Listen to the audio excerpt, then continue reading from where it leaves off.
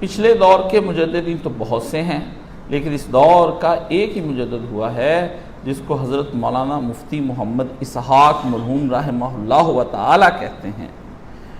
ذکر اہل بیت ایک چونکہ جرم تھا، اس لیے مفتیان کرام نے اس جرم کے بدلے میں ان کے اوپر فتوے داغے اور ان کی زندگی میں فتوے شائع کیے، جبکہ وہ مختلف ادوار میں مختلف وقتوں میں اپنی وضاحتیں کرتے رہتے تھے، لیکن یہ لوگ باز نہیں آئے۔ اب وہ فتوے پوری دنیا میں گھومتے ہیں، نیٹ پر ریکارڈ کروائے جاتے ہیں اور جھوٹ بولے جاتے ہیں۔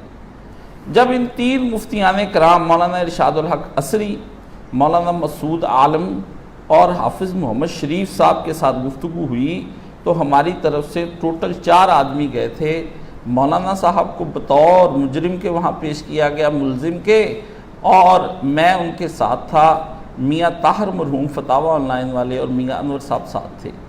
ثالث ہمارے درمیان اشرف لیبارٹری والے جو ہیں، محمد زاہد صاحب کے بڑے بھائی جو ہیں حامد اشرف، وہ اس وقت ثالث کے طور پر کام سر انجام دے۔ 3 علماء ادھر تھے، 3 ہم ادھر تھے۔ پنچایت کا ثالث جو ہے وہ حامد اشرف صاحب تھے، اور ادھر سے مولانا صاحب کے ساتھ معاون کے طور پر میں گیا تھا۔ میاں انور اور میاں طاہر تو دونوں انتقال کر گئے، مرحومین کو اللہ تعالیٰ جنت الفردوس میں جگہ عطا فرمائے۔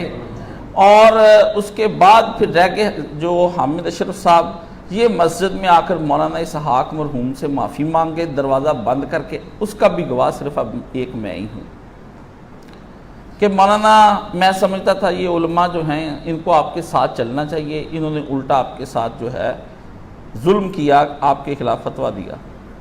وہ بھی ایک پوری داستان ہے۔ اس سے پہلے ایک میٹنگ ہوئی جامعہ تعلیمات اسلامیہ میں، جس میں میں ان کو چیلنج کر گیا 50 علماء کرام کو اپنے سامنے بٹھا کر کے کہ تم اس شیر کے سامنے کیوں نہیں آتے ہو، بکریوں کی طرح میں کیا لگا رکھی ہے۔ یہ غیرت میں آ کے انہوں نے 3 بندوں کو وہاں بھیج دیا اور منہ کی کھائی۔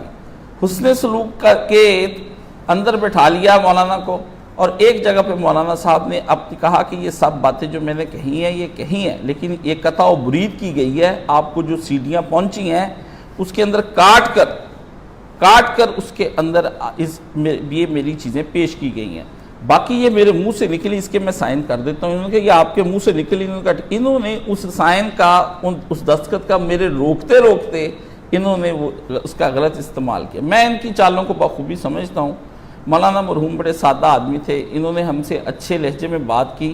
2-1 دفعہ مولانا ارشاد الحق عصری پر مولانا صاحب خوب برسے، تو مولانا عصری کو اللہ زندگی عطا فرمائے، اللہ تعالیٰ انہیں حیات عطا فرمائے۔ ہمارے اہل حدیث بھائیوں کی طرف سے وہ مناظرے کرتے رہتے ہیں، تو وہ تاج ہیں ان کے بھی، تو اچھے اور نیک آدمی، میرے بھی ان سے روابط میں اب بھی ان سے ملتا ہوں، اور ابھی بھی میں ان سے کچھ نہ کچھ حاصل کرنے کی کوشش کرتا ہوں، کیونکہ اختلافات کا مطلب بے ادبی نہیں ہوتا۔ مرکیف ان مولویوں نے فتویٰ پہلے سے تیار کر رکھا تھا، اور وہ فتویٰ میں نے ہی مولانا کو سب سے پہلے لا کر دیا، کسی بھی طریقے سے حاصل کر کے، کہ میں نے کہا جی یہ آپ کے خلاف چل پڑا ہے، ابھی فتویٰ آیا ہی نہیں تھا، پہلے ہی سائن کروا کے سارے جہان سے، بعد میں مولانا صاحب کا بیان ریکارڈ کرایا، اور اس کے بعد وہ فتویٰ ایشو کر دیا، اور ملاقات کا وقت طے کیا تھا کہ اگلے بدھ کو ہم دوبارہ ملاقات کریں گے، مولانا حوالے دکھائیں گے۔ جس آدمی نے مولانا کا یہ فتویٰ بنایا تھا، وہ یہیں پر، وہ بھی ایک اپنے آپ کو عالم کہتا ہے، ینگ سا لڑکا ہے، اور وہ اسی ایک مسجد کے اندر پھرتا ہے، آوارہ ہے، اور اس کا دماغ بھی جو ہے نا وہ اب ٹھیک نہیں رہا۔ 2-3 لڑکے اور مل کے انہوں نے یہ کام سر بار کیا فتویٰ آیا، ہمیں فتویٰ پڑھنے کے بعد رنج ہوا۔ میں نے پھر مولانا مجھے جواب کہا کہ کاشف بیٹا اس کا جواب فتویٰ میری طرف سے لکھ دو، تو تحریر بناؤ، پھر پڑھنے کے بعد جو کچھ ہوگا اس میں کاٹ چھانٹ کر کے میں اس کے اوپر سائن کر دوں گا، ہماری طرف سے بھی جواب فتویٰ شائع ہو جائے۔ مولانا نے جو جواب لکھا وہ سن لیجئے۔ نحمدہ ونصلی علی رسولہ الکریم وعلی آلہ وصحابہ اجمعین، اما بعد، فاعوذ باللہ من الشیطان الرجیم، بسم اللہ الرحمن الرحیم۔ برادران اسلام، السلام علیکم ورحمۃ اللہ وبرکاتہ۔ فقیر پرتقصیر محمد اسحاق آپ کی خدمت میں عرض کرتا ہے کہ مسلک اہل حدیث کے مختلف رسائل میں مفتیان کرام مسلک اہل حدیث فیصل آباد نے بندہ کی طرف مختلف غلط عقائد در بارہ صحابہ کرام رضی اللہ عنہم منسوب کیے ہیں جو کہ قطعاً غلط ہیں، اور بندہ ان سے صریحاً براءت کا اعلان کرتا ہے۔ نہ بندہ کے عقائد پہلے کبھی ایسے تھے اور نہ ہی اب ہیں۔ سبحانک ھذا بہتان عظیم، اللہ پاک ہے اور یہ مجھ پر بہت بڑا بہتان ہے، کیونکہ میں صحابہ کرام رضوان اللہ علیہم اجمعین کی شخصیات اور خدمات کا دل و جان سے قائل ہوں، اور سلف صالحین کی طرح ان کی عظمت پر ایمان و یقین اور انہیں قدوۃ الصالحین میں سے شمار کرتا ہوں، صالحین کے چراغ مانتا ہوں۔ فضیلت الشیخ حامد اشرف صاحب حافظ اللہ رئیس جامعہ تعلیمات اسلامیہ کی زیر سرپرستی ان مفتیان کرام میں سے 3 محترم حضرات سے تبادلہ خیالات کا پہلا دور بحسن و خوبی سر انجام پایا، اور محترم حامد اشرف صاحب نے دوبارہ ان علماء کرام سے دلائل کے تبادلہ کے لیے وقت بھی مجھ سے طے کیا تھا، مگر یہ نوبت آنے سے پہلے ہی علماء عظام نے فتویٰ شائع کرنے میں کوئی مصلحت محسوس کی۔ سائن پہلے کرا لیے تھے، اب شائع کرنا پڑ رہا تھا۔ مذکورہ ملاقات میں ان مفتیان کرام نے مجھ سے ان عقائد کے بارے میں استفسار کیا، اور بندے نے ان عقائد سے برات کا اعلان کر دیا۔ میں ان کے حسن سلوک کا قائل ہوں، جس کا مظاہرہ مذکورہ نشست بتاریخ 14 مئی 2007 کے دوران انہوں نے کیا، اور اسی حسن سلوک کی بنا پر سمجھتا تھا کہ وہ میری طرف منسوب الزامات کی وضاحت اپنے اپنے حلقے میں کر دیں گے، لیکن یہ حقیقت اپنی جگہ مسلم ہے کہ اس فتوے پر تمام مفتیان کرام کے دستخط مجھ سے ملاقات سے قبل ہی کروا لیے گئے تھے۔ ادھر جو کھانا پشانا انہوں نے ہمیں کھلایا اور ادب سے بات کی، مولانا نے کہا کہ میں اس پر سمجھا ان کے فریب میں آ گیا، ان کی میٹھی باتوں کے چکر میں۔ اور رہا دوسرا امر کہ میری ریکارڈڈ سیڈیز ان کے پاس ہیں، جسے میں بطور جب استفسار کرنے پر پیش کرنے کو تیار ہوں۔ تو عرض ہے کہ یہ کلپس مختلف سیڈیز کے سیاق و سباق کو کاٹ کر تیار کیے گئے، اور اگر کوئی صاحب علم چاہے بھی تو ہم اس کی وضاحت کے لیے اپنا ریکارڈ دکھانے کو تیار ہیں۔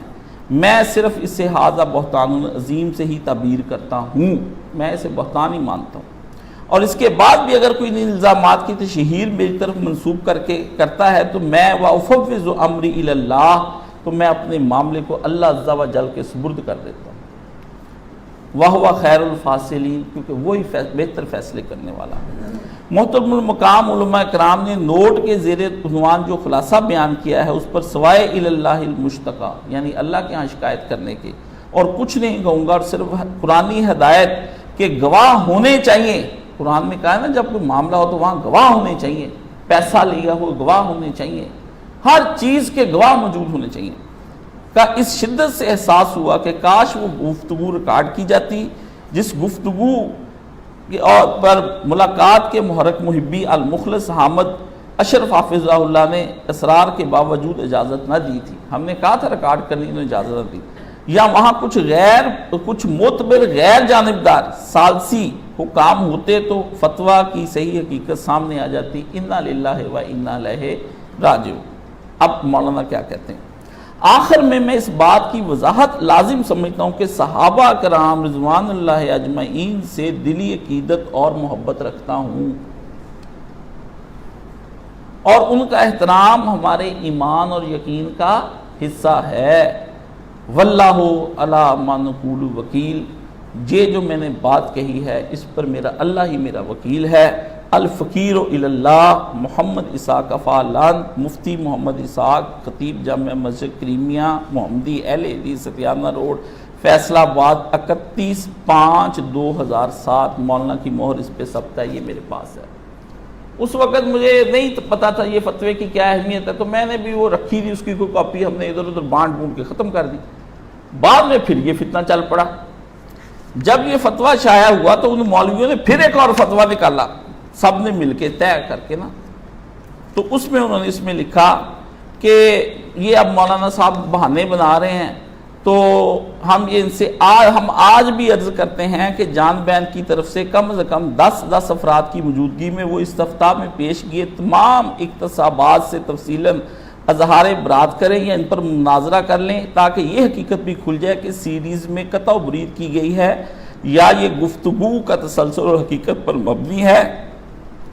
جو ہلاک ہوا دلیل سے ہوا، جو زندہ ہے وہ دلیل سے زندہ۔ ارشاد الحق قصری، مسعود عالم شریف بن فتح محمد ثناء اللہ زیاد عبد الحنان زاہد، انہوں نے بھی جو ہے 7 تاریخ کو یہ نکال لی۔ یہ انہوں نے جواب میں پھر فتویٰ نکال دیا کہ مولوی صاحب تو جھوٹ بولتا ہے۔